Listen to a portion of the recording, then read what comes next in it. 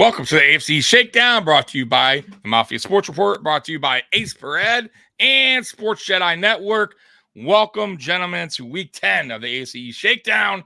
Thank you guys for being here. And we are with, I think, one more week until Trevor and Juan come back to the platform. They are on a 2-3 week hiatus. And, man, we do miss those dudes, man. So they'll be back, guys. But right now they're out. But we got two awesome dudes here. And Curtis, thank you for joining us as always. And, of course, my main man on the bottom there, Mr. Jedi Kev. What is going on, my brother? Thank you, brother. Salute. Good evening to everyone in the chat. Don't forget to hit that like button. Let's get stuck some NFL. Yep. Jose, by the way, Jose became a member of the Mafia Sports Report a couple days ago. Thank you so much, Jose. Once again, I appreciate it. And this guy, Roy, coming in, and this one's for you, Curtis, saying, I don't want to hear man, from the Dolphins, dude. You're on a bye week. I don't got much to talk about this week after the show last week. I don't watch the Sabres. I don't watch hockey, but Scott Blakely, who's hosting so I can collaborate, technical delay. So, yeah, so I am doing it today, so we should be good to go. Curtis is getting better. Choppy intro, says Connie. I don't know. Choppy intro. All right, Scott Blakely, I don't know what that means. I like my intro. AFC East is in the old NFC East. Man, crazy what's going on right now in the East. And Roy, forever New England, that's the best anyone can come up with. So anyways, guys, let's get right to it, man. Curtis, my man. I told you that the Dolphins would not beat the Chiefs in Germany. Y'all went to Germany and lost to the Chiefs. What happened, Curtis? Talk to us. Well, I said if the time to throw goes high, Dolphins are going to run into problems. I mean, I wanted to believe that they would win by 7, but the loss of Hunt, the inability to run the football, it's the same thing I've been talking about all season. I mean, I have a good time, the semi-perfect season and all that. But I said at the very beginning of the year, the Dolphins going to go as far as their offensive line takes them. They usually, I think it was like 2-3 something. They just bumped up 0.2 of a second, and the pressure was there. And they just, I think Hill came out and talked about how what Bill did last year, he decided to do, which is play man on Hill, slow him down off the line, slow that clock down, and play safety over the top, take him away. And the Dolphins really couldn't run the football, and they struggled. And it's going to happen. It's going to keep on happening. There's a lot of good defenses unless they can run that football. So I was just really surprised how bad KC offense was. I was very impressed with the Dolphins' ability to keep them, down to what they did. I mean, figured they only get 14 points. And I never thought Hill would fumble the ball for a touchdown return. But that was wild. What a sequence that was. Crazy, especially all the talk he had and he gets shut down like that. But he had, he's had a bad past in a lot of ways. But he handled it, I think, very well. He was very humble, and I think the guy is turning his life around, which to me matters more than as a football player. But this Dolphins team is going to be at a crossroads, man. This Raiders game coming up, it's good because they're tough, man. If you can stop the pass and you can semi-stop that run, you bump that clock up, it gets to be a big problem for the Dolphins. So we'll see. I mean, only good news for my Dolphins is we haven't seen Teron, Connor, and Hunt together, and that's a hope for me that somehow it will create something where we can run the football and protect a little bit better. So we'll see. I still think I've said all year week 18 between Dolphins and the Bills is going to be, I think, for the whole bag. And I still think that's going to be the way. But anyway, that's my take. Better luck next time. Better luck next time, loser. All right, Kev, what did Interesting. What did you think, Kev, of the Chiefs and Dolphins, man? By the way, we're all losers, so that's going to get played on every single one. Well, I'm looking at the way they went up 21-0. It should have been 14-0. That self-inflicted wound there by Hill turning that with that fumble taking back 21-0. But you got to give a little bit. I know you don't go on moral victories or being half pregnant, the defense still held Kansas City down to a really good no points afterwards, and they could have gotten taken that game out. If that game would have gone to 21-all, I think Kansas City would have been more tighter and more than a duck's ass because they looked like they were playing not to win, but not to lose the game. And Miami just could not capitalize there. I don't know if it was the inability of Miami not establishing a run and giving something different to the Kansas City defense, but because they're getting a lot of props. The Kansas City defense is being one of the top defending units in NFL. But I just kind of thought Miami just didn't execute. They went away a little bit out of their element. But I'm going to ask you that, Curtis, since you watch them religiously day in, day out. Did they try to do something offensively different? I know no Waddle, but I still thought Miami had enough talent to beat that Chief defense. What was it play calling or what? Nah, what it is look, Miami, when they have, I think it's right now, it's actually gone up a substantial amount since the season started, the time to throw. It's up to 238. That's not sacks aren't included. Okay. And what happens is every 10th of a second, it goes up above that. The pressure becomes a little too much. The offensive line rises in prominence, and they haven't been able to stand up and manage a situation. So you're getting now defenses that are good pass defenses. They play man. Like I track everything on his team. And the way to beat the Dolphins is man coverage, but smart man coverage, not like the Chargers. Get that time to throw in the 2-4-5, 2-5 range. And then the weak points on the offensive line start getting exposed. And then Tua falls behind on the clock. And then they got to keep more men in the box, less guys in routes. And then they start falling into a dead spiral. And it would change if they can run the football, but they haven't been able to run the football, especially inside. If you go back to the game, there was they finally just, for some reason, McDaniel loves outside zone, and it's a soft finesse way to run. It's great because it creates space and you get those big plays, but they ran an inside zone, a counter eye inside zone, and they popped it for 7. On the very next play, they ran inside zone play action, and the safety came up for Hill, and Wilson was open for the touchdown. But all those linebackers sucked up on the play action, which created that space in the middle and forced the safety to come up, which opened Wilson. And so the Dolphins, they have this reluctance to be physical and run inside with inside zone. It's all this outside stuff, and then they throw outside and they throw vertical. But when you shell up, that's all the stuff you cover. And so it's the lack of inside running effectiveness. And I think it was hindered because they didn't have Hunt that really doomed them. Yeah, was that in play action or under center, that play there that you mentioned? It was under center, both of them. Both of them. Okay. You must have been smiling like a pig. Oh, yeah. I was. I was like, yes. Oh, it was beautiful, dude. And then there's the same thing with the Bills, man. They lined up. They had a slight off-center fullback, and they ran it to the one side, and it was a one-step counter, and it was a beautiful inside run. And then they came back, and they set up with the inside zone blocking, but outside zone stretch angle for the running back, but only single eye.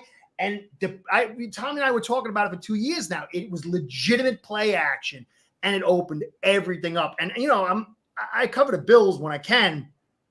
If these two OCs would do this more, it would open everything up. And I don't know why they're not. It's like this weird reluctance from certain coaches to stay in this old passing format that doesn't work anymore. I think all teams would benefit from that, by the way, not just the Bills. And it's a balanced league now. It's not. You have to go away from it at times, and it's surprising because they got hella running backs over there, man. I don't understand it. But yeah, man, I thought like the Chiefs' offense this year has been is underwhelming. It's just not very good. It's like it's Kelsey and Mahomes. That's it. They got nothing really going on outside of that. And I thought the Dolphins late too. Yeah, and I thought the Dolphins' defense did their job against Kelsey. Kelsey was very quiet in that game. I think he had 14 I will yards. say, yeah, I will say the turning point was the fumble because the Dolphins were driving. If the Dolphins score there, it's 14-7 going in a half, and the momentum could have switched there, and who knows? It could have been Dolphins win that game by a touchdown. But because of that, man, and by the way, that was a good play by the defense. Sometimes you got to tip your cap to the defender, man. Like I always tell people, like even in our game, which we're going to talk about, the Bills game, Dalton Kincaid, man. I mean, that was just a great play by the defender, man. He got caught up in the air, and the other guy came and punched it out. I mean, there's really not much sometimes you could do but tip your cap, man. Nope. It's a hell of a play. And that was a hell of a play by the Chiefs defender. And by the way, not only was it a hell of a play to strip the ball, but then to toss it back to get the touchdown. Like, for me, I would have been like, just fall down, because those are dangerous plays. Sometimes the guy could not be ready for it, and it could get fumbled on the ground. Now the Dolphins got it back. But it worked out, and it was a touchdown. And that really, to me, was the game right there. That doesn't happen. Who knows? I think the second half, Dolphins might have, did what they did, which was held the Chiefs to 0 points and wind up going up, win that game. But that's just that turnovers are key, man, big time. So, the Dolphins, man, I told you guys going in that game, that's your third opponent over 500, and now you're 0 for 3. It's not good. It's not a good sign, because when I don't think it's the opponent. No, I'm just saying, I think it's the defense. To me, no, I get it. I'm just saying, Curtis. I'm just saying, you're 0 for 3 right now. Oh yeah, against teams over 500. I'm not saying you should be concerned about your team overall. I'm just saying, and I tell people this all the time, because I think some of your people were commenting in the last show that we did. All I was trying to say was, my point was last week was, when you hit the playoffs, you're going against all teams over 500. And you got to play. You can't have what's happening now go into the playoffs. So you need to fix it, whatever's going on. I just feel like right now you guys are stuck in whatever. I've been doing a historical check, and I don't think so far I think I'm up to 10 years. There's no team that's gone to week 10 and not beaten a winning team that's gone to the Super Bowl. Right. Wow, huh? Yeah, I'm not sure. I'm almost done. I have to recheck, but I don't think there's. But for me, it's not the team. It's can this offense beat a top defense with an offense? You know what I mean? Right. So, that's but I don't think there's any team that's gone to the Super Bowl in the last 10 years that hasn't beaten a winning team in the first 10 weeks. Yeah, it's wild, right? Scott coming in, tripping, intentional grounding, face mask, pass interference, roughing the quarterback, unsportsmanlike finger point, ref told us. So, by the way, too, I'm watching college football today. My team's playing. I had to do the show, so I can't watch. But even in college football, it's atrocious. So, just real quick, Miami Hurricanes sacked the quarterback in the end zone, and they say no safety. That the quarter and then the announcers are like dumbfounded. They couldn't even talk. They're like, man, we need it. So what is going on here with the officials? Terrible. The NFL with the penalties. Josh Allen got fined $10,000 for pointing his finger, and a guy with a late hit on Micah Hyde got fined $3,000. That, by the way, injured him. I don't even know if he's playing this weekend. So the NFL has got it really twisted. The refereeing this year is awful. When I was watching Sunday, I just couldn't believe the amount of terrible calls all over when I was watching Red Zone. It's atrocious what I'm seeing out there by the refereeing. And I'm not blaming the referee saying we lost that game because it was terrible, because there was a lot of bullshit calls. It goes both ways. I'm just saying, just terrible in general. What do you guys feel about the refs this year? Like, what's your opinions? I'll start with you, Curtis. Well, after the Seattle Pittsburgh Super Bowl, I don't know, 15 years ago, whatever it was, I stopped really watching football like a real heart behind it for years, because to me, the Pittsburgh was actually just like given the Super Bowl. You go back and you look at the holding calls. Seattle was like barely touching the guys, penalty, and then the Pittsburgh Steelers right in front of the ref ripping guys down. It doesn't make any sense to me. I try not to think too deeply on it, because then I just won't enjoy the game. But it's so bad right now. It's so bad right now. You have to either somebody's got refs on there that have just had full lobotomies, or they're crooked, or both. And so what do you do? Because it's so rampant. It's like, you'll watch a game, and if they were really trying to throw it for one team, they wouldn't make some of these calls, because the other team, they just it's like there's no predicting it. It's just every week it's all over the place. It's depressing, actually. Did you see? I got to ask you, Curtis, because I don't know if you watched the Bills game, but I just one in particular call, the Allen call where he threw the ball. It was going to Davis, and he threw it deep, and they called him on a intentional grounding. Did you see that play or no? No, I didn't see that one. I forgot when it came up. My wife and I had sat down and watched. Did you see that, Jedi Kev? I've never seen that in my life. So it was I think it was like an option route, and there was no pressure on Allen. Even Allen was fine. So Gabe stopped in his route, and Allen thought he was going to still go, and he overthrew him it went deep. So we were going to line up for a field goal right before the half, and the refs threw the flag for intentional grounding. I've never seen it in my life. And Allen was like, bro, nobody knew what was going on. First time I've ever seen. I could not believe that call. Kev, so you saw. So what's your thoughts on that? That's crazy to me. First and foremost, with the first topic that we're talking about. Yeah, go ahead. It's like a rant for me. Here, and salute to Trevor, because I'm going to channel you on that rant. Can the officials let us know what the hell is a roughing a passer? Because it feels like week to week, they don't even know what the hell is a roughing the passer. Kev, which is the one they just showed? It was like somebody got tackled and they had the ball in their hand and they called a penalty. Who was that? Oh man, there's so many instances, Curtis, that I could go on and on. There's so many different examples of that. They don't even know, we finally, by the way, I know we're not talking about my team yet, but we finally got a roughing the passer go our way since 2019. So go figure. And meanwhile, if your defensive lineman have a tuna fish sandwich and you go and you breathe on Mahomes and you go, I got you, or you breathe, that's a 15-yard misconduct with a roughing the passer. They don't know what the hell is that just burns my. But did you see the Chiefs game? He was hit out of bounds and they didn't call it. Man, that's so they don't know. To me, it was the clearest. It was the clearest roughing the quarterback, and they didn't call it. I was like, what are they? I don't get it. They tickle him, and they're calling the roughing the pass. The other one that burns my the ineligible downfield. I don't get it. Weren't you told as offensive lineman, you're supposed to push the line of scrimmage forward and go forward? So what do you expect? You want the offensive lineman to stay there like the No, I did a study on it. In the in college, you can go downfield as much as you want. In the NFL, you have 1 yard.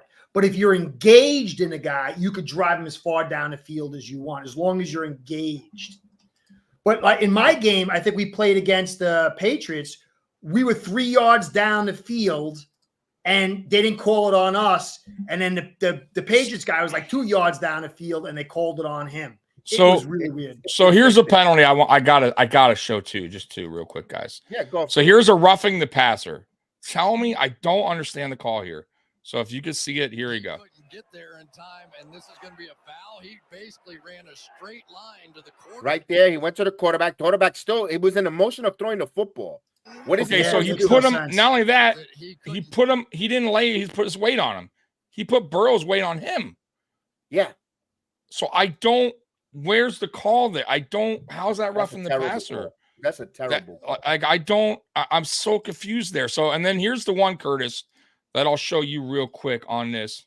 On the other one, which is the one you didn't see, which is I don't know how anybody bets on these games. All right, so here's the one. Here's the terrible.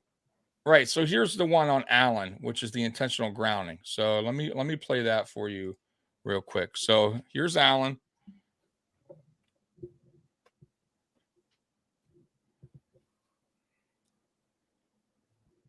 There's the play. It's going to no pressure. And it's a flag for intentional grounding. Well, it was over 15 yards, and he's in the pocket. I'm just being a contrarian here. I know, but outside the numbers though, what was the receiver though? It's not. But he's in because the you lane, could do the that pass lane. but you could do that all the time. So if Gabe Davis doesn't stop there, that's either a completion or whatever, a tip pass or incomplete. Mm-hmm. So well, how somebody in the comments said it was the NFL said it wasn't a intentional grounding. Right. Back So ball. like it's a right, and it's like there's 3 points potentially off the board because it took us out of field goal range because it was a penalty. So it's crazy to me that the refs are like screwing some teams. Like I said, once again, I'm not saying that we would have won that game, but you can't. Some of these calls are outrageous. These roughing the quarterback. I saw one on Mac Jones. I'm like, what is that? Was clear a great hit on Mac. Like you can't call that. The Tim Settle, the sack I showed you guys before, you can't call that. I don't understand. What can the guy do differently there? Like they're trying to tell you not to put your weight on a quarterback. Okay, so I'm going to put the quarterback on me. Nope, it's a penalty still. It's mind-boggling, man, because like some of these plays are costing teams points and potentially games, man. Not only games, people's jobs. Yeah, you're right. Yeah, it's just wild. I don't get it, Curtis. I don't get it. Yeah, it's depressing. It's depressing. I don't get it. I can't even fathom it or understand it. Spin saying the throw has to be intentionally thrown for an incompletion pass. Exactly. I don't think that was the case. If you go and look, Gabe Davis stopped his route, and that was it. I mean, that happens all the time. I've seen how many times I've seen that play happen in football. So it's just wild. I don't know what the refs are looking at, why they're calling some of these calls, but man, it's crazy. But anyways, let's move on. Did we talk? I think we did finish up the Dolphins game. So yeah, let's go up to the next game. Let's go to the Chargers and the Jets. Why not? Let's bring up that game. Chargers 27-6, but this game was closer than the score. I feel like, man, watching that game and the Jets offense just could not get going. Kev, let's talk about your team, man. Now the Jets shot themselves. Their defense is Super Bowl contenders, if you want to say, or playoff contenders with their defense. But that offense is disgusting. It's a putrid, is enamored. But then what the gut punch was when they allowed that punt return for a touchdown, because they've been good. I've been telling you week after week that their special teams play well with their gunner, with Gibson and so forth, and allowing that punt return on coverage for it and totally set them back. That was a bad momentum. And then you have 4 turnovers where they, 3 fumbles. You can't win behind the 8 ball there. One thing I was a little down. If Wilson didn't have it, it's okay to go to the backup quarterback just for that game only, just to change the direction of the momentum, because they weren't running the football either. And I want to give the Chargers, as much as we call them soft and how much as we malign them, but they came in and they were hitting hard. The safeties were coming in and they were laying. Their tackles in the first quarter were to me was very impressive. They were knocking and they were hitting hard. And I was like, whoa, the Chargers are hitting hard here. Maybe they could get a little overzealous and trying to bite on some fakes, but no, the Jets didn't even attack. They didn't even attempt to do anything there. And Lazard couldn't catch the football. Listen, if I'm Rob Saleh this week, I would have taken I would have taken the whole offensive from the tight ends to the wide receivers to the local strip club and gotten a bunch of dollar bills and have them go around squeezing butts and breasts so they could know how to grab the damn football, man. They pissed me off dropping the football and dropping everything. My God, that was bad. Scott wants to know if you could borrow the rest of your defense for the rest of the season. Is that okay? If you guys can give us some loaner players, is that all right? So. No, not today. No, you sure? Okay, all right. We're just checking. Hey, maybe you can borrow some of his offense. Right. We're throwing you over somebody. All right.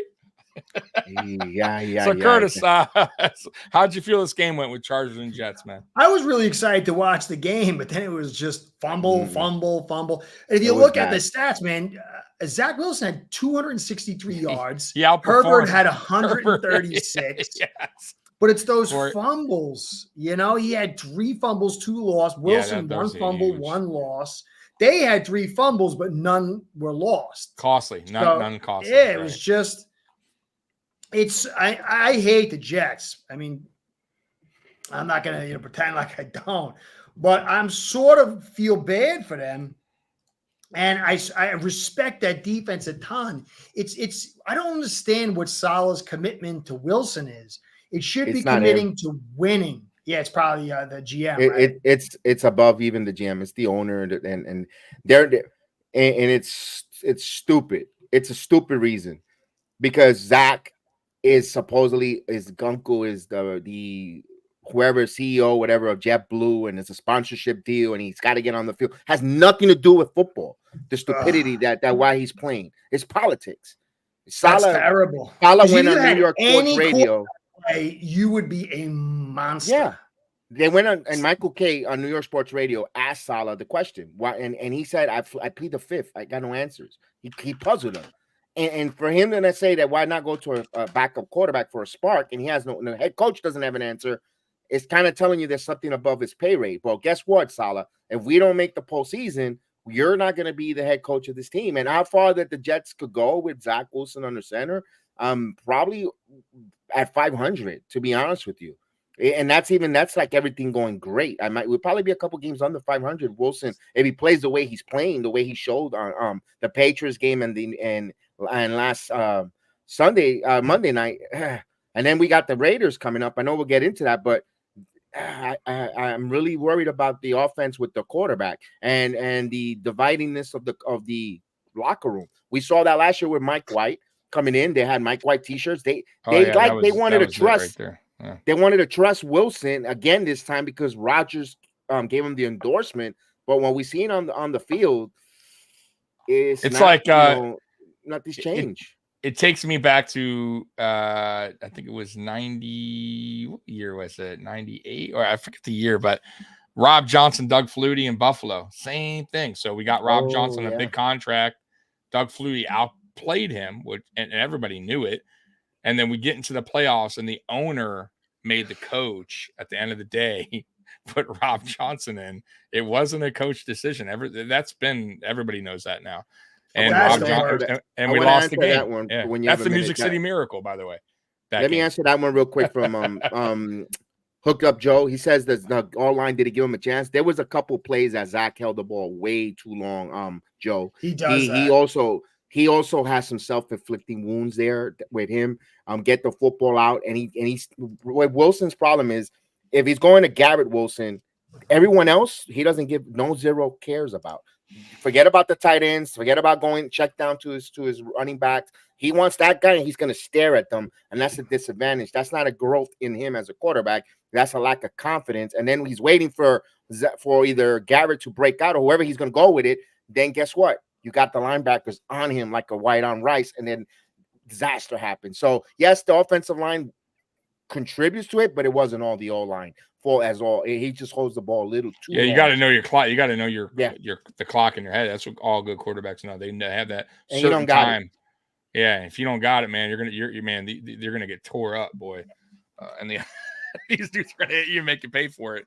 And they're going after the ball. It's crazy that they don't want to win. They're invested in something else. It's just crazy. Yeah, it's about that, and maybe and I heard so many crazy conspiracies that is, Rodgers doesn't want to look so great bringing in a backup because then he wants to come right in as the shining white light horse on the shining knight on the white horse. But if you're not winning games, guess what? You ain't no white horse to come in and save. Nope. We're going to be out of it. So yeah. I don't know what they're doing.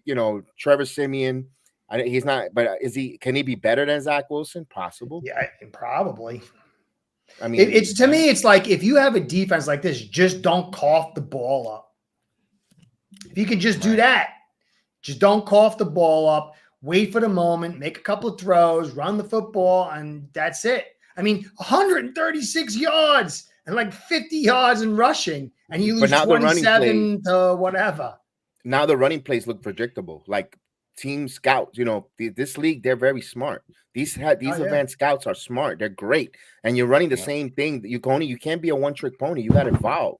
And even in the running game, and they're trying to start to sniff out the runs where Breece Hall is trying to do. Even Dalvin Cook. There was a play there where Dalvin Cook, if Zach would have just throw the football, I mean, even underhanded and got into Dalvin Cook, he would have probably gotten 15 plus yards and more, depending on what kind of breakage, because he had a lot of blockers and open space. And Zach couldn't even complete that easy pass. And it makes you want to, my goodness, no disrespect to Curtis. I'm glad that I'm not going bold. I would have been cold bold with him on the center. Oh. My Dolphins did this. Well, my wife and my kids and the Dolphins did this to me. All right, so let's. Curtis, did you talk about the Jets? This Jets game? Yeah, let's go to you next on this one. What did you see out of it? To me, it's such a weird feeling because I hate the Jets, but I'm like, I love the defense, and I'm like, I kind of start to root for them when I'm watching it. Like, I'm so invested. I'm like, but then they screw it up on offense. To me, Hackett has no creativity. Like, I was talking to my friend who's, we grew up in New York. He's a Jets fan. I don't understand why you aren't rolling out and cutting the field in half and giving them half field reads. Why are you not putting this athletic quarterback on the move? Why are you sitting him pinned in the pocket? It makes no sense. To me, Zach Wilson, he's got limitations, but it all starts at the top. And if you have an owner who doesn't want to win because of whatever, and then you have Hackett who's not creative, I mean, the owner just wants to keep Zach Wilson in there. So then Hackett's got to do something creative, and he's just not creative enough. So to me, it's terrible because this defense is getting wasted. When you have good defenses like this and they're on the field that much, like they have been the last 2 seasons, it burns them out. Right. It burns guys out. It shortens their career, shortens these kind of defenses, and it's a tremendous defense. I mean, you cannot not respect this defense. So that's why there's no reason they should have lost. But they're sloppy, and I believe they're just bad leadership. It's the quarterback. I know we blame Hackett, but you had LaFleur last year, and all of a sudden his offense didn't work. Now Hackett, his offense don't work. The common denominator is Zach Wilson. Yeah, but he wasn't supposed to have Wilson. So if you have Wilson, what are you doing to maximize him? To me, there's no real, like, when you watch, you just go old school. You run that football, you get a little play action, a little bit of rollout, give him a 3-level throw or half the field, and you realize that, hey, I'm not scoring every drive, but let me have some success. Right. Let me wait for my moment, because his defense, but it's not. It's all this weird drop back and throw, and drop back and throw, and run the football, and it's all so predictable. There's no, you could do more with this guy. But let me give you a rebuttal on that one, Curtis. LaFleur came in and he didn't have success, but Mike White, who we did not know, at least me as a Jet, did not know who the hell he was. Almost threw for 400 yards against the Bears, and of course Milano knocked him out, and he was maybe going to have a good game against the Bills. My point is, then we saw him against your Dolphins with the worst, the statue that's known as Fluco, at the end of the year, and he was throwing the football and almost won that game at the end. Yeah. So I don't think it's Zach, man. These offensive coordinators could put a game plan there. It's just Zach is not executing these game plans, and I would like to see Hackett, at least with either Boyle or Simeon. Maybe there's something different. Maybe they're not going to do exactly what Zach was doing. I would move off. They'll throw a little bit of a wrinkle, and that's why I wanted to bring up there, because it's Zach, dude. At the end of the day, that's the common denominator. Yeah. I'm not saying it's not, but if you're forced because of the owner to play this guy, what are you doing to maximize him? Like, I would bench him, a long time ago. I mean, as soon as Rodgers went down, I'd have been halfway through the game calling up, trying to find guys to replace him. But if you're like pinned to use this guy, then what are you doing? And you cannot have this guy who can't read and he's slow to go through his progressions sit in a pocket. You got to roll him out. Let him run the football. Let him have half the field to make his reads. Run more creative. I mean, get rid of him. But if the owner won't let you, then what are you doing? And that's what they're calling now isn't what you should be doing. Yeah. Right. Roy coming in, Mac Jones or Zach Wilson. Who would you choose? Definitely Mac Jones 50 times. Jones been to the playoffs. I'll take Mac Jones. Yeah, 50 times. Yeah, over. Yeah, he's bad too. He's having a bad season. But yeah, I agree. Him over. Yeah, I would take him over Zach Wilson as well. Man, your defense, man. I got to respect your defense, man. I've been saying it really since our game. You guys are that defense. And by the way, if your offense doesn't get their shit together, yeah, the locker room could start getting divided 100% because the defense can only do so much and keep and keep getting let down week to week to week to week by the offense. It can get like deflating, man. And like it's like, what else can we do but win the damn game for you? Like play offense and defense, and that's just not how it's played. So. But man, yeah, you guys did everything. Like I said, this game, even though it was 27-6, was much closer than that. So I thought you guys did good enough on defense to give your offense a chance. It's just your offense just under with Zach Wilson and offensive coordinator kind of struggling there a little bit too. It's just not going to happen, man. So luckily for you guys, AFC East has just been losing as of late. So everybody's still in the mix, which is wild, except for the Patriots. But our three teams are still in the mix right now. So let's get to the third team right now on the docket, and that's the Buffalo Bills. God dang, man. And I might as well play it because, look, I played it for you, Curtis. Better luck next time, loser. So my team goes down in good old Buffalo Bills fashion, 24-18 on Monday Night Football. Or Sunday Night Football, sorry. And it was another disgusting effort by the offense. And I'll start with you, Curtis. What did you see on that game? What's your thoughts about it?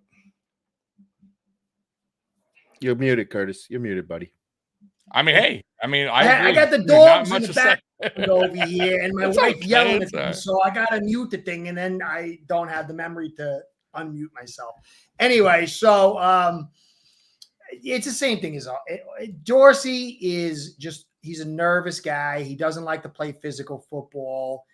You got Allen throwing 38 times, running 8 times. I think it was a year ago, last year or the year before, I did a calculation. Every time that Josh Allen is 70+% of the offense, it's always diminishing returns. Once he starts hitting at like 63%, it's like a sweet spot where he has his best games around that. Don't quote me on it, but it's in that general framework. But, Cook gets 6 runs. Murray gets 2 runs. And you barely see 2 runs back to back. It was a lot of draws, a lot of no on the shotgun. And to me, Dorsey's just not capable. I think the guy is not mentally competent enough to be an OC. And I don't mean that like in a negative way. You have to have a certain spirit in this game. You have to have a certain aggressive and fierce spirit to deal with the pressure and to attack. And for him, he's like one of those little chihuahuas that fear bites a lot.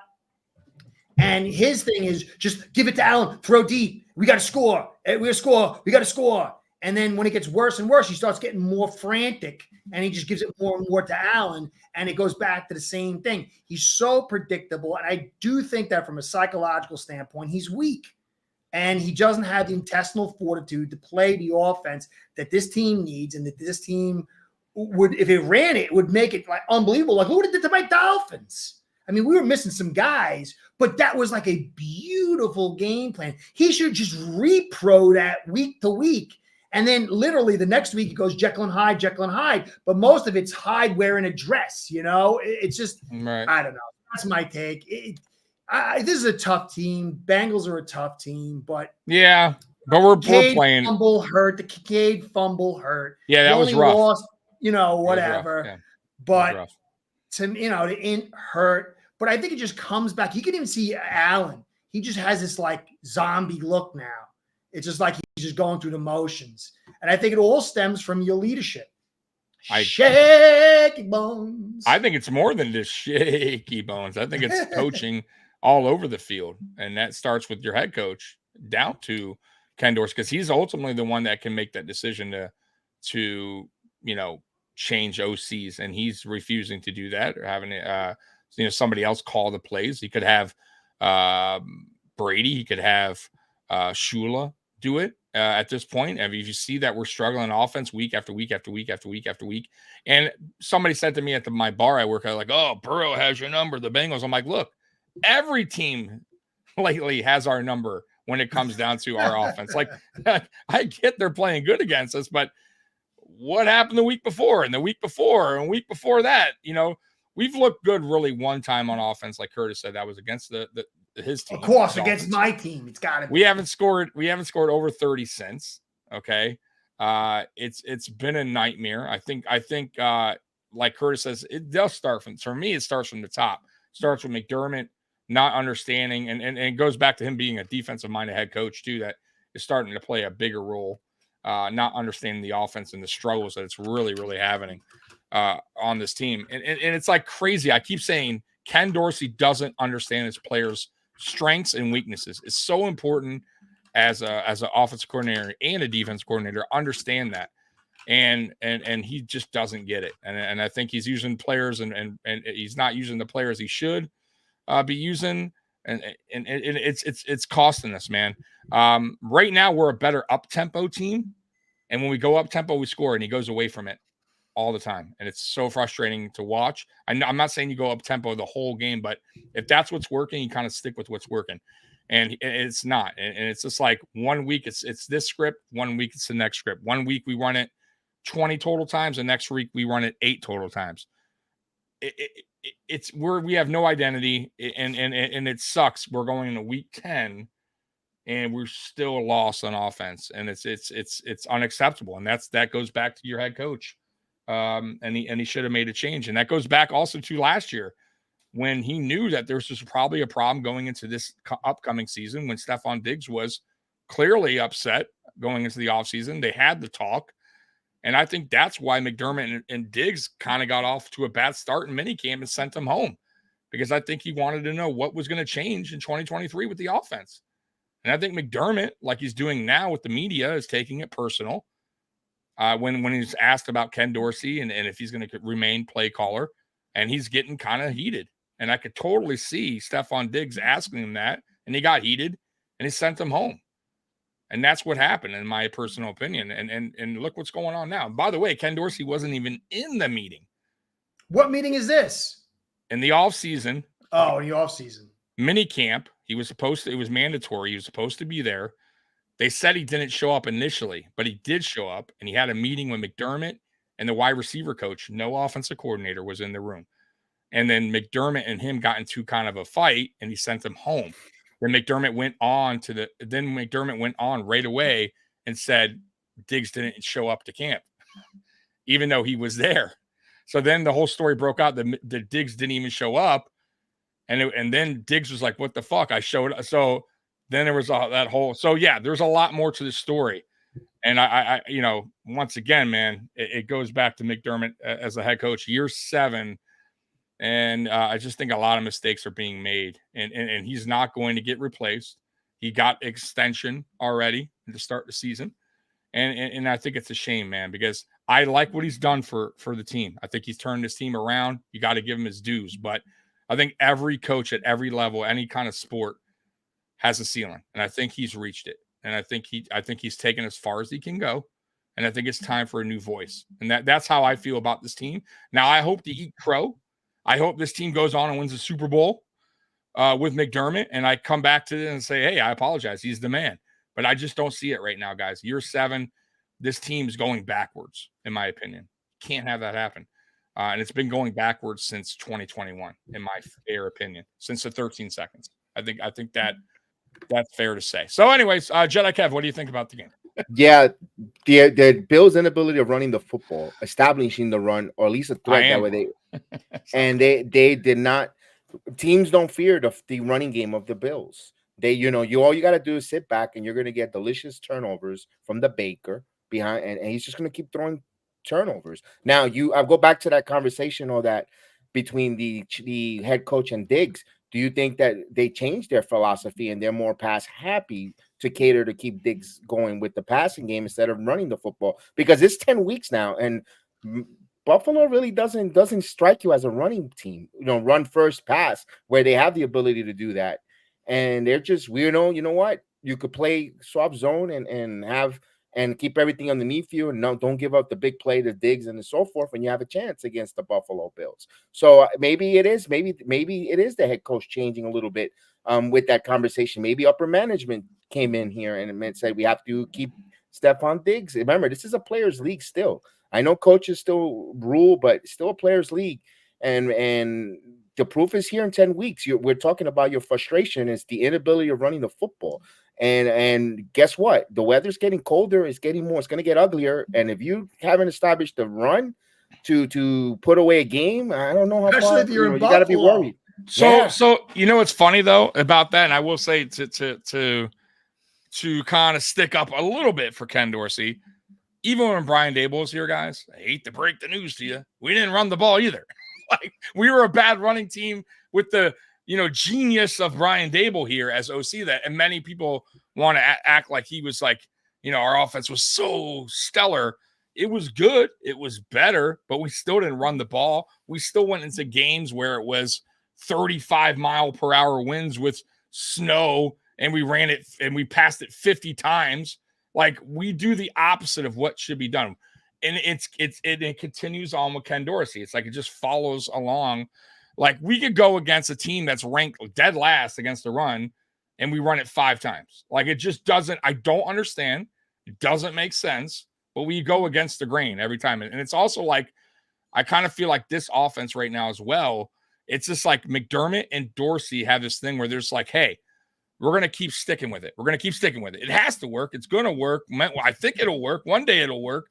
And we're week 10. It's not working. It's like I keep telling everybody, it's like being stuck in the mud, Curtis.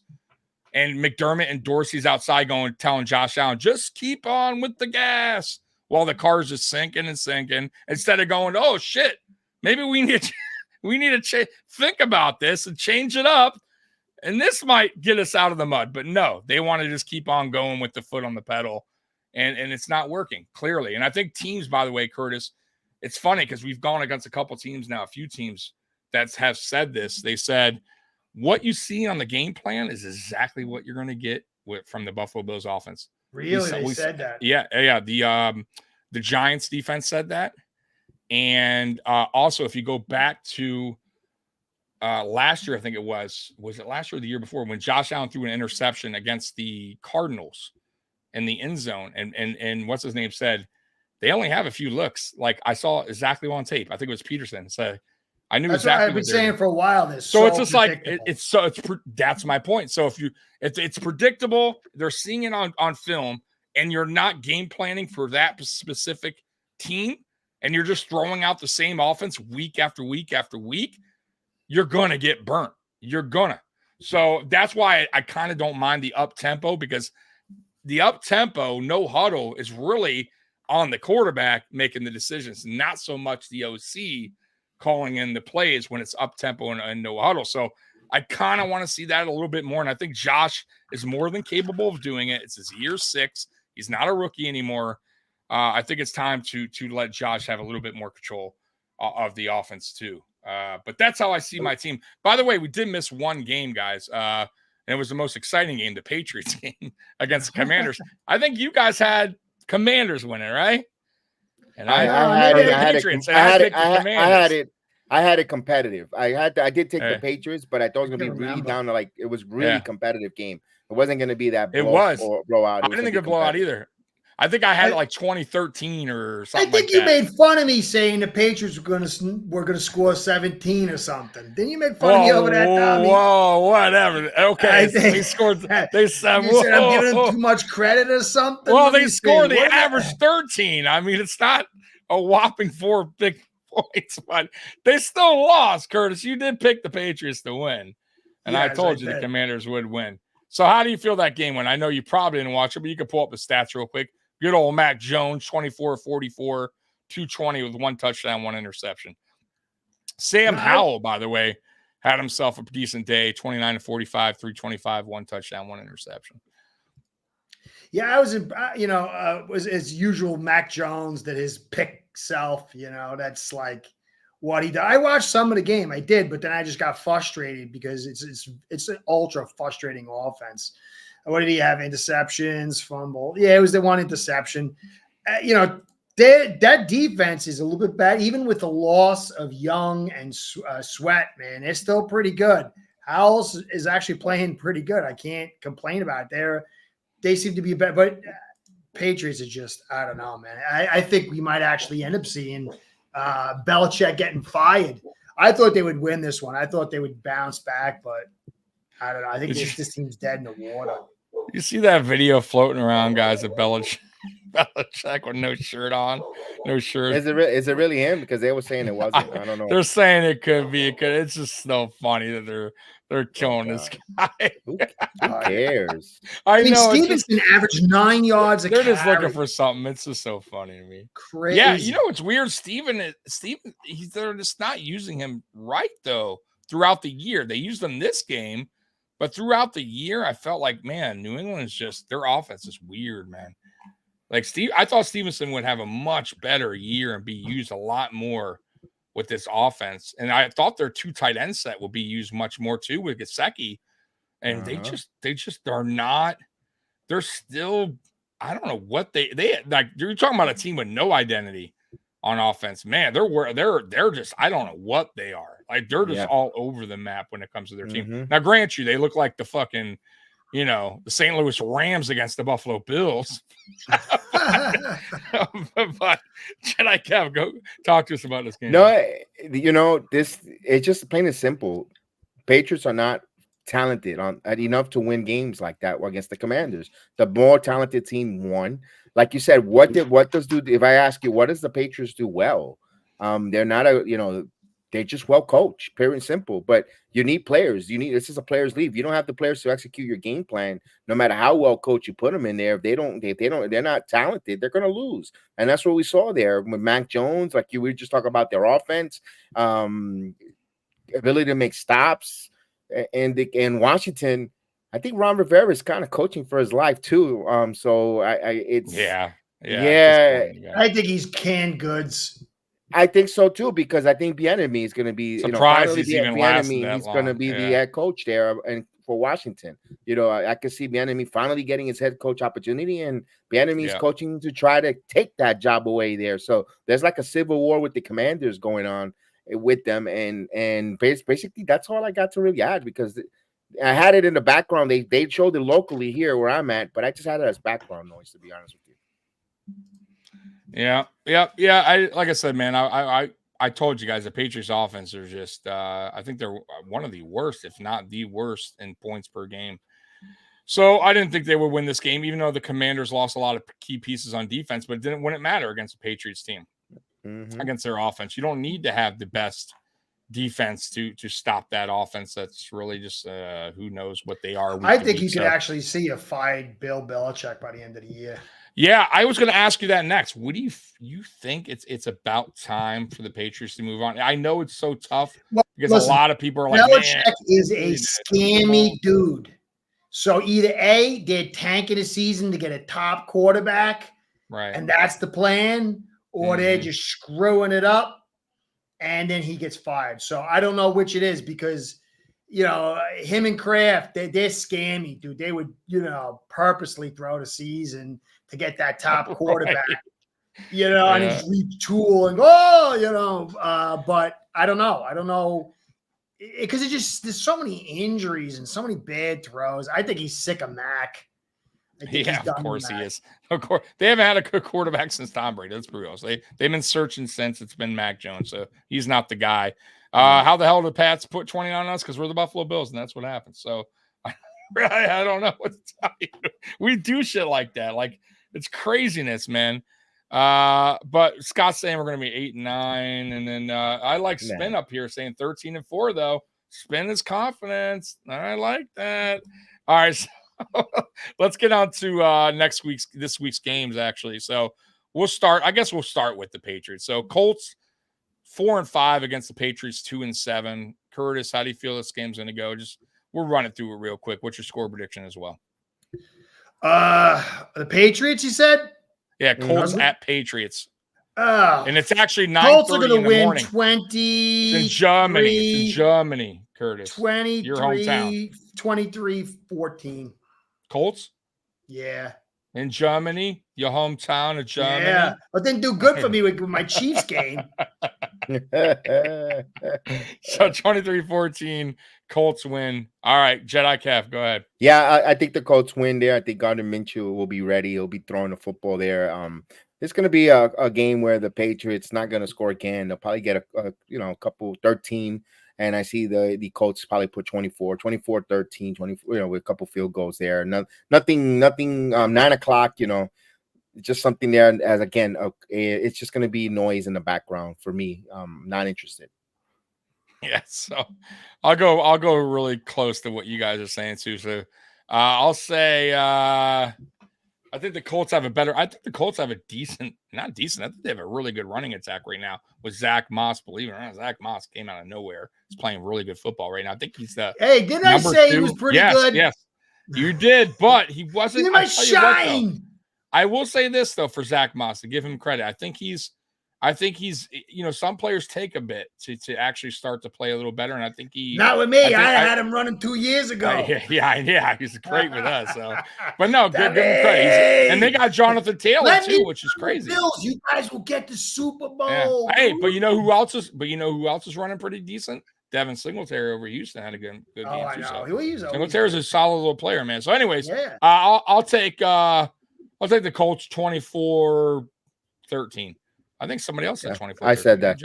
Okay, so I'm a piggyback off you 24-13. Yeah, that's fine. Well, come on, join the party. Around there. So let's go to the next game. We got the Jets against the Raiders. So we'll start with you, Jedi Kev. It's your team going against the Raiders in Las Vegas. Yeah, I know this one here. They're going on the road. This defense against a rookie quarterback, I don't care if it's, I know they have momentum with the interim head coach, Antonio Pierce. They had that emotional win against the Giants. They're feeling good. They're smoking cigars in the locker room because they won a game against the Giants. But I think that's where it ends there. I think the Jets, it's going to win one of those ugly games. By the way, I will be doing the watch along on that night. But I think the Jets get back to basics and the defense is going to have to score some points. What the rookie makes a mistake. So I see, shorten the field and put this offense in short field position. Even if they don't score a touchdown, get field goals with Greg Zuerlein. And yeah, I am going to I'm going with you. Hook up Joe. I'm going with the Jets getting field goals. I'm going to go 19-9. I think they'll get a bunch of field goals, score 19 points, and I think 19-9 around there. I agree with you. And yeah. All right. You said all right, Raiders? Curtis. He's saying the Jets 19-9. The Raiders. Hell no. What do you got, Curtis? I'm just checking. So I'm checking this out right here. Yeah, give us the stats. So, I mean, the Raiders actually have a decent offensive line. They've got receiver talent, but I don't know if they can overwhelm, man. I don't know if they can overwhelm with that quarterback. But I want to check. I'm going to check some Jets. I want to see the Jets versus defense too. I want to see the Jets versus the Raiders right here. I think the Raiders have weakness on the inside on it. Yeah, they got some weakness on that front. Crosby's unbelievable. Butler, Combs really is not good. Wilson's. But your offensive line is, you got Kelly, I think, starting at right tackle. No, it's Muncie. It's Muncie now. This offensive line is a freaking disaster, man. What is going on? Explain to me the situation with this offensive line. Can't seem to get a cohesion. They were getting cohesion, but it's everybody. Every team in the NFL has offensive line issues. But this is really bad. I mean, Connor McGovern's been injured, right? McGovern's out for the year. Oh, he's out for the year now? Yeah. Tiltman came back last week from injury, and that's why he was, coming back. Maybe they might have rushed him a week too soon. That's why, because of Bosa and Mack. Now you're getting, the other two from the Raiders. Maybe he gets a better week of practice with some chick blocks.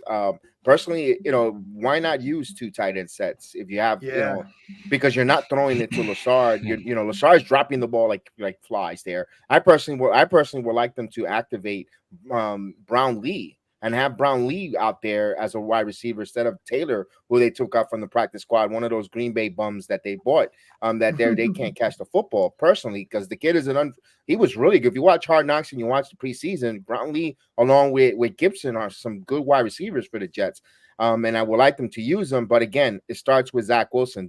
Is he going to tippy-toe? There was a play there in the other game where he tippy-toed instead of rolling out and going on the outside and throwing the ball on the outside. He tippy-toed right into a damn sack. I'm like, why are you tippy-toeing into a sack? He could see that he doesn't have any confidence with Tippmann. But hopefully a week of practice with this offensive line and getting the Irie. When the Jets play off a loss, they seem to bounce back. They can't handle adversity. They had a chance to be half game out of first place, all the good stuff, be the toast of the town, plus the AFC East, and they crap the bed. Now they crap the bed. This is when they rise and they get better, or they play well. So that's why I feel a little bit confident that they'll win with the Raiders. That's my point. That's with the offensive line playing better this week. I'm looking, man. McGovern's out for the year. Schweitz is out on IR. Vera Tucker's out for the year. You're getting Dwayne Brown back at some point. Is he done too? He's gonna get old him back? though. He's old. He's a backup. I know. Billy Turner injured too, right? Yeah, he was a third string. That's the kid that moved the football in the Giant game, the center, and he actually played center for the very first time, and he actually did a hell of a play to help him win. But what do you expect? He's a third stringer from the practice squad. I mean, look at the hands. Look at the hands the offense is in. The offensive line. It's a shambles. It is. You got Saffold. Saffold's not playing. He's on. He hasn't played. Squad. He just got signed. I don't know. I thought this will be the week to play, but I guess they're gonna wait one more week to put Saffold in. I don't know what's going on. Maybe he's not in shape. You guys got zapped hard on that offensive line, man. I mean, it's like, dude, they went to a sushi bar. They were like sushi at a sushi bar. And the thinking, look where we stand though, because we win and you guys slip on a banana peel. Well, we're leapfrogging right into second place, and then we'll be. No, I know. I'm amazed that you were able. I mean, I'm amazed that you got Wilson and this offensive line. To me, all it does is magnify the defense. I mean, if you had any offense, if Rodgers was in here and you had like two of these guys that are healthy, you guys would have probably taken the East, no problem, man. I mean, it's credible. This is one of the worst offensive lines I've seen in a long time. I mean, anyway, yeah. So, all right, I don't know. This is like hard. I want to say the Jets, but that offensive line and Wilson they're bad. They're bad. And I play the Raiders next week. I might regret it, but I think you're gonna get like a 10-13 game Raiders. Okay, I can see that. Yeah, I can see that. So I cannot believe that, man. Scott's saying the Bills don't have OL issues. We just have full team issues. We're just a fucked up team. So, So I would. I'm gonna go. Gosh, see the Jets defense against a rookie quarterback. It's gonna be really tough sledding for that guy. He's gonna see a lot of things he hasn't seen yet early in his career here. So. But the Jets' offense is so bad, and their offensive line. I'm gonna say this is a close game. I'm gonna go. I'm gonna say 2017 Raiders. 2017 Raiders. I think the Jets. I gotta salute. I think the Jets. I think the Jets score a defensive touchdown. Yeah. So that's where I got the score. That's why I think the Jets get 17. I think the Jets' offense gives them 10. They wind up getting like an interception for a touchdown somewhere, something like that. So, but I'll say 2017. I think it's just too little, too late. And I think that the Raiders hold on, and it's at home. I think the Raiders are 3-1, so they're playing okay at home. And they're starting to actually play a little bit better now that they got the new head coach. So maybe a little spark going on there. They've got talent. If you check that team, there's some holes. They got talent. No, they got players. They definitely got players. But the key is their young rookie quarterback going against probably one of the, if not the best team in the NFL, defensive team in the NFL. So that's where the best defense. Yeah. So that's where I got it. You know what I mean? Kev, is your other cornerback Reed? Is he out too? Or is he going to be back? No, he played. He played last week. He played. Everyone's They healthy. got on up the over here that he's not in. They got Robertson in. Then he must have came out this week because he played last week on the Chargers. Yeah, well, it might not be up there. I just want to check. He had This a hell of a defense game. is phenomenal, dude. When I look at this offensive line, I just don't understand how you won this much. I don't understand that's the scary part of the whole equation. There and that's what's frustrating us because you're wasting a team that could potentially has a Super Bowl caliber defense, and you could give me a comparable offense. You know, you got $35 million in the offseason to add some pieces, and maybe some of these guys get healthy, and then you get Rodgers back next year. Could be, but I don't understand how the hell you're doing this. Scott changed his mind, by the way, on the score. So he had you guys losing. Now he has you guys winning because of the rookie quarterback. 12-7. Yeah, big time scoring there. If you win, a lot of field Kev, goals. if you win this game, dude, I am going to tip my hat so hard to the Jets, and I hope I don't have to do it.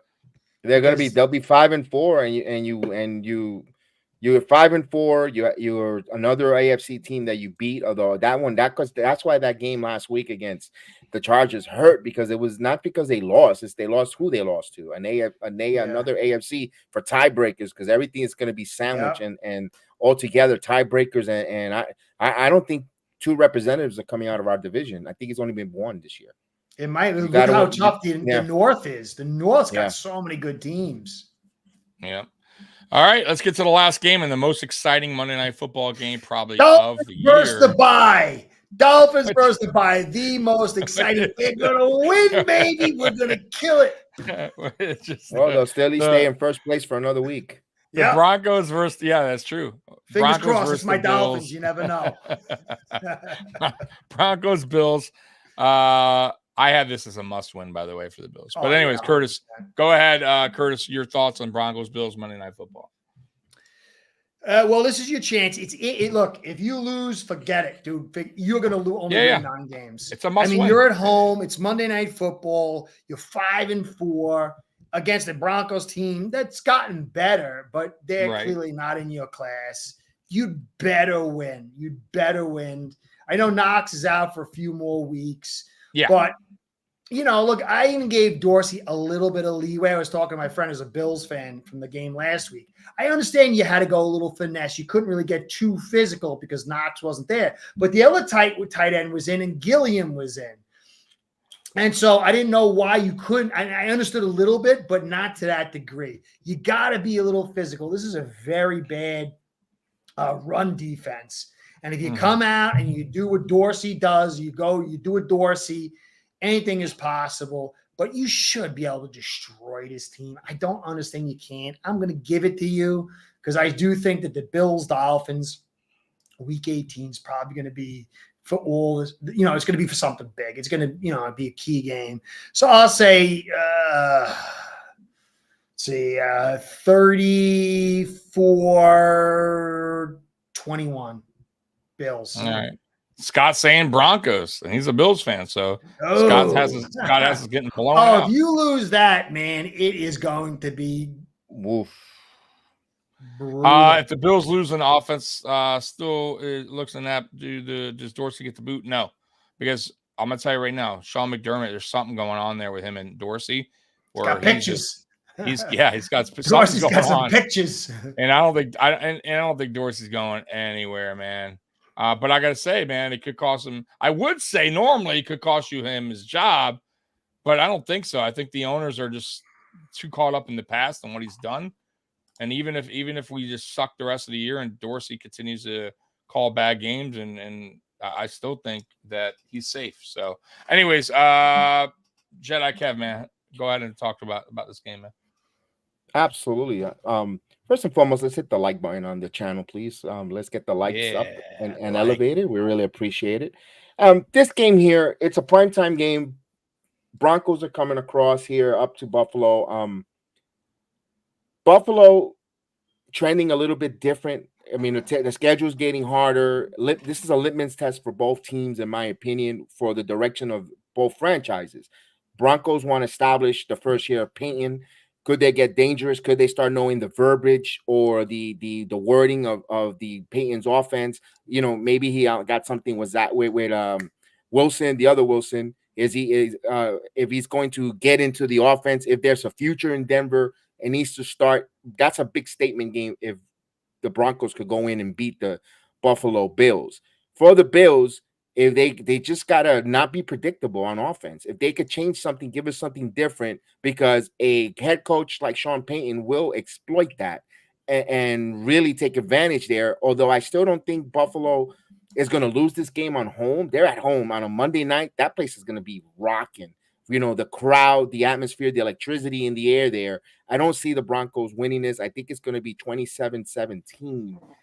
For my opinion, I think Buffalo wins this. I think you're going to be more happier with it, but you're still going to have a few things that you're going to complain about with the lack of running game. It's going to be one of the typical ways of Buffalo Bills to win, which makes you ask the question, did they really improve?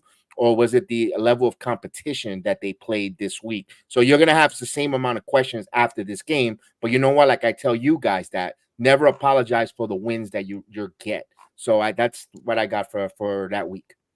Yeah, this is a must win. I said it all week. If you can't beat the Denver Broncos, primetime Monday Night Football at home, a game where if we would have predicted this earlier in the season, I would have said Bills 45, Denver 10. And it's tough to predict now because of how terrible we've been playing on offenses, especially offense. Defense, we haven't been the greatest, but I'll give them a pass because of all the key injuries that we've had. By the way, no Micah Hyde this game, no Christian Benford this game either. Both been ruled out already. And Terrell Bernard is questionable. So we may be without our linebackers, by the way, because we don't have, obviously, Matt Milano either, and no Terrell Bernard possibly this game. It's tough. I feel for McDermott in a way for this defense because, man, losing guys like that is just, man, some of these guys are just, you can't replace them, man. But we do have guys like Rasul Douglas, who we just traded for, who's going to step in, and I feel like he's playing pretty good. He came in for a little bit, so we'll see how many more plays he gets this week. Which, if there's no Benford, I would assume he's going to be in there the whole game. And then obviously Linval Joseph, man, he looked really good last week. Curtis, I got to say, if you watch the tape on Joseph, very few. He didn't have a lot of snap counts, but when he was in there, he made some plays, and he's a body mover, man. He is huge on that line, and that's the guy that we'll need moving forward. But this offense is really, that's the key, man. This offense has to now step up for the defense. They have to do their job because this defense is not what we wore to start the season, obviously. How's Vaughn doing? He looks like he's been slow. Well, yeah, Curtis, you got to remember too. A lot of people. No, I know. I'm not knocking him. I'm just saying. No. I'm just saying. A lot of people are like, "Oh, Vaughn." He got ACL. He got his ACL tour. Usually takes 2 years. Thanksgiving. Well, year and a half, right? Depending on the player. But he had his injury in Thanksgiving, right? On Thanksgiving night against the Lions, Thanksgiving Day. It hasn't even been a year. And it's going to take some time, but I see it. You can kind of see his progression getting better and better each week. He's getting there, but we definitely need him to, we need him, man. Put it that way. Any word on Daquan? Anyone on Daquan returning? Or Matt Milano. So right now, they both supposedly could return late in the season or the playoffs. So they're not. I heard they keeping Milano hush. Very hush. That's the one. So Daquan's back at practice, but he's not. He's more rehabbing, but he is there. Matt Milano, nothing. No sighting, no nothing on his leg, nothing. So who knows what's going on there? But it is right now. We're in the now, right? So right now, they're not here. So right now, we need guys to step up. And we need this offense to get going, like I said. So here's my thing, man. I don't give a shit if it's against a bad team like the Denver Broncos. If we score a lot of points, we look good. That's all I care about because at the end of the day, it's going to get hopefully our mojo back, get our confidence back. Because right now, I feel like this whole offense confidence is shot. Like Curtis said earlier when we started this podcast, Josh Allen looking like a zombie out there because he's just a deer out there in headlights. He's just totally lost. And why is he lost? Because the offense coordinator is not doing his job, putting him in better situational football. Same with this offense. The offense is just a hot mess. It's like backyard football, right? It's like you go with a bunch of your friends, you pick up a couple players and you say, you go here, you go here. We're just going to throw the football around the field. There's nothing to it. And that goes back to Ken Dorsey, man. So he has to start calling a better, game plan. He has to have a better game plan going into each week. And it starts this week against the Denver Broncos. He needs to ball out. We need to show moving forward that we're going to continue to do whatever we did that game. So hopefully the offense clicks. I'm hoping it does. I'm going to say 34-14 Buffalo.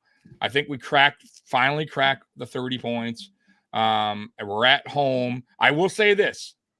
If this offense looks shitty going into the half, I expect boo birds big time from Bills Mafia at home. We haven't done it yet all year, but I would expect it, and I would hope they do, because you how long can you go on like this? With your coordinator just calling a shitty game plan week after week after week, and nothing happening to him, and the coach still backing him up week after week after week.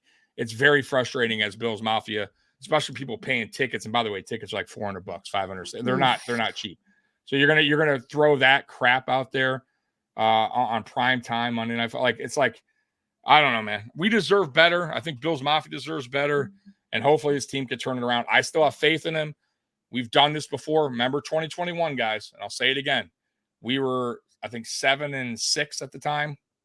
We just lost to Tampa, and we wound up winning the division by a game, I believe, that year. So you can go on a roll, but the only difference in 2021 and 2023 is much easier schedule down the stretch of 2021 and a lot less injuries in 2021. So, and by the way, Brian Dable was our OC. Little difference. So we'll see what happens in 2023. Hopefully this game right here, man, is the game where things turn around. That's all I can say. So, but if we don't, I'm going to tell you all right now, season over if we lose to the Denver Broncos, plain and simple. And even if we somehow manage to get into the playoffs, I expect nothing but a first round exit. So that's how I see it if we're playing like that kind of football. So that's it. Any last questions or any last things you guys want to talk about? No, we're good. All right. Scott, the BS optimism will be it's not optimism. It's just I'm telling you how I feel like that this team should play. It's not optimism. It's just what I want to see. Hey, how's Hyde and Poyer? They washed or what? So I just said, Hyde's actually, listen, Hyde and Poyer are actually playing pretty good this year. They really are. But Hyde remember I told you, he got hurt. He got pushed on the side. I saw that. He got a late hit, and it wasn't called, but the guy got fined and knocked him out for the game. So he's not playing this week. Poyer's playing. And what we're doing right now on defense, because our linebacker is so terrible, which is Dotson at pass coverage, we're putting Poyer in the box on pass plays. Wow. So Dotson's out, Poyer's going in the box, and you got Micah Hyde and Taylor Rapp as your safety. So it's a little wild right now for defense as far as injuries. But my thing is, what is the offense excuse? You got a healthy offensive line, which is, by the way, going into week 10 is unheard of, to have a full line since week 1 to week 10, no injuries. Your same lineup. It's crazy. We've never had that, right? I'm not saying they're the best offensive line in the world, but it's crazy to have the same guys, through week 10. And they got to do a little bit better job. But other than that, there is no injuries on offense. Josh Allen's, shoulder a little banged up, but he's fine. All the receivers are there, running backs. There's no excuse to be playing like this. The defense at least has an excuse to give up some points. We're playing third string linebackers that weren't even supposed to be in the game. By the way, I told you, Curtis, Bernard might not even play. So now you're down to Dotson.